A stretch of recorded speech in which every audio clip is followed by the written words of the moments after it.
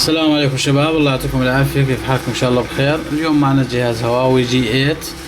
طبعا الكل بيعرف هذا الجهاز والاغلب عارف انه ما له مخطط ولا له اي تفاصيل تقدر تفوت عليها. انتم عارفين شباب انه هذا الجهاز من الصعب انه كل فني بالعالم مثلا انه يكون حافظ كل شيء فيه او عارف كل الدوائر اللي فيه او عارف كذا، الا لا يمرق عليه بدل الجهاز اقل شيء 10 اجهزة ليكون عارف وين العطل اللي بده يواجهه او من وين بده يفحص او من وين بده يفوت او يطلع. تمام. انا ما صلح معي وبعتذر كثير منكم. ليش نزلت هذا الفيديو؟ نزلته لانه خلي يكون درس لغيري. تمام.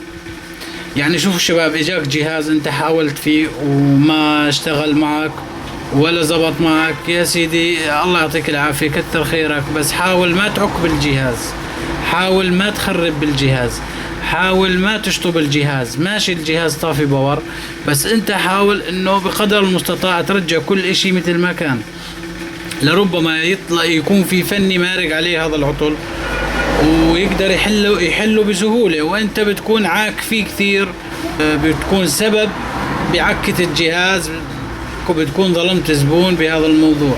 شباب انا هذا الجهاز اجاني وما صلح معي. ليش؟ لانه ما له مخطط ولا عرفت الدوائر تبعه بصراحة.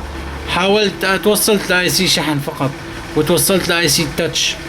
الزبون حكالي ما بيعرف شيء عن الجهاز، كيف طفى، كيف ما اعطاني تشخيص اولي، وانا تعبت بالجهاز صار لي بشتغل فيه ساعتين تقريبا على الفاضي.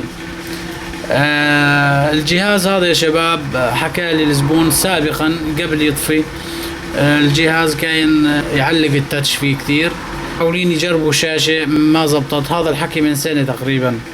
بعدين رموه الجهاز وتركوه، جاب لي اياه مو راضي يشتغل. حاولت افزز البطارية ومسار البطارية، حقنت بالاثنين نفس الاشي، يعني ما في مكان بسخن نهائيا.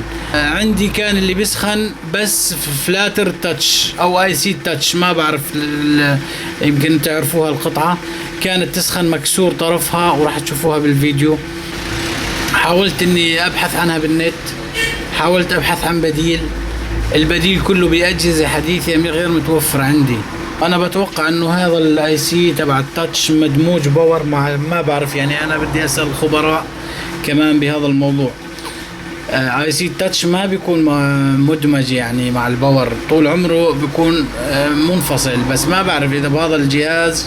هذا الجهاز الصيني يا شباب G8 والكل بيعرفه.